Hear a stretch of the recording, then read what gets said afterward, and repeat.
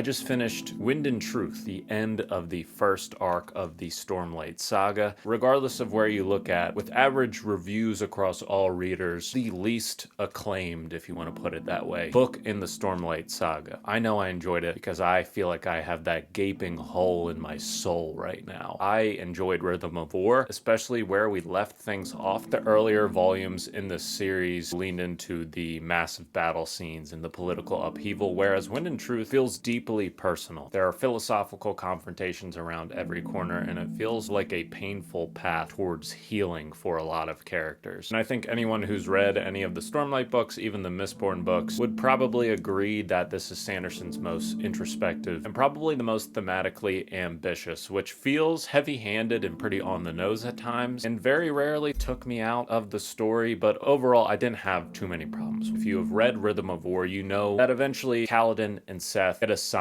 to a task together. And if you were hoping for a book that focused on those two characters paired up quite a bit, then that's what you're going to get with Wind and Truth. They are a really interesting pairing as characters because they're both broken men, products of fractured systems, and it's interesting how they play off of one another. Though we see Kaladin not only in Rhythm of War, but into this book, put his spear down and transform more from fighter to healer, there are still engaging and interesting duels and action sequences that involve these characters. And some of the confrontations we see in this book are not only between the main characters that we have gotten to know over the course of these books, but also our main characters in some long-awaited confrontations with the Heralds, who, if you were looking for a book that expands upon those, I think you'll be satisfied with the amount of lore that is given to you in this book. And I talk mostly about Kaladin and Seth because that is the storyline that I connected with most or felt myself most interested in when it came to this. There are more viewpoints than ever in this book, which I think might not work for everybody. If I had to name a winner of this book, it would definitely be Adolin. His arc is an absolute masterclass in character development, but this book takes its time in getting there. It takes place over the course of 10 days, so the fact that it is a nearly 1,400-page read means that you are moving through those days rather slowly at times, and I think that change in pace, the expanding of viewpoint characters, a very explicit focus on things like therapy and emotional vulnerability, identity formation, may be a major turnoff for readers who have connected a lot with the fighting and the battling and the violence and the political upheaval. Honestly, I think that pivot is what made this resonate with me because even though, again, some of it was heavy-handed, it did feel appropriate as resolutions for a lot of these characters. I enjoyed it, probably not quite as much as I did with Words of Radiance and Oathbringer, and I'll be waiting eagerly for that next 6th installment.